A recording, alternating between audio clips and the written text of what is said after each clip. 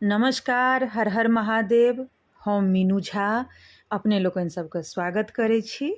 उपस्थित भेलहुँ हैं अपने लोकनि सबसँ साझा करै छी जे जितिया व्रतमे जे ओठगन करै छियै ओहि ओठगन कालमे एकटा कनिटाके फकरा पढ़ल जाइ छै, जकरा मंत्र कहिए, फकरा कहिए, जे भी कहिए, ओ पढ़ल जाइ छै। तखन जे ओठगन करबै, ओठगन केलाके बाद जे भी किछु खेबै ओकर बाद जे पानि पीबै तऽ ओ पानि पीबै कालमे से एकटा फकरा पढ़ल जाइ छै। ओहि फकराके बड्ड महत्व छै।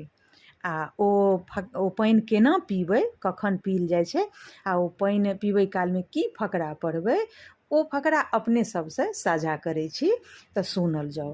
जखन ओठगन कऽ लेबै, जे चीजसँ ओठगन करी, किएक तऽ ओठगनके बहुत महत्व छै। ओठगनके मतलब भेलै, बहुत गोटे बुझैत नहि रहै छथिन जे ओठगन किएक होइ छै, एकर की अर्थ होइ छै।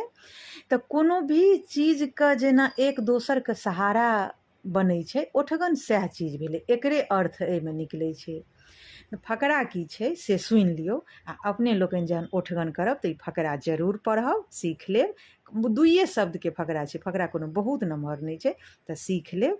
आ ओठगन कालमे ई फकरा जरूर पढ़ि कऽ पानि पीब। आ पानि कतऽ पीबै तऽ जहन ओठगन कऽ लेबै तकर बाद जे गेट रहत, घरक जे दरवाजा रहत, ओहिमे ओठैंग कऽ, ओकरा मोख कहल जाइ छै अपना सबके मिथिलामे, ओकरा मोख कहल जाइ छै। ओहि मोखमे ओठैंग कऽ आ पानि पीब, आ 3 बेर ई फकरा पढ़ब। घैलाके ओठगन गेरुली, बहिनके ओठगन भाय, हे जितवाहन जुगे जुगे जीवत सभक भाय। ई फकरा 3 बेर पढ़ब, एक बेर और सुनि लिअ।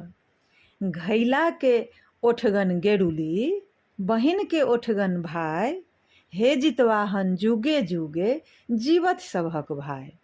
यानी कि जहिना घैला रखै छियै, कोनो सुराही रखै छियै, जे मटका रखै छियै पानि भरिके, ओकरा नीचाँमे कोनो चीज ओकर सपोर्टके लेल दै छियै ने, जाहिसँ ओ गुड़कै नहि, ओ मटका ओहिपरमे टिकल रहै। तऽ ओकरा टिकैके लेल ओकरा टेका दै छियै ने, तहिना भाय बहिन एक दोसरसँ जुड़ल रहथि जाबत तक जिन्दगी छनि, जिन्दगी भरि। ताहि दुआरेसँ ई फकरा छनि। तऽ ओठगन छियनि भाय बहिनके त्यौहार, ताहि दुआरे अपन भायके लम्बी आयुके लेल बहिन ई ओठगन करै छथिन आ पानि पीबै छथिन, आ अपन भायके दीर्घायुके लेल जितवाहनसँ कामना करै छथिन। तऽ ओहिके लेल ई फकरा छल, ओठगन कालक लेल, पानि पीबै कालक। अपने सब जरूर ई फकरा पढ़िके ओठगन करब, पानि पीब। धन्यवाद। जय मिथिला, जय मैथिली, जय जितवाहन।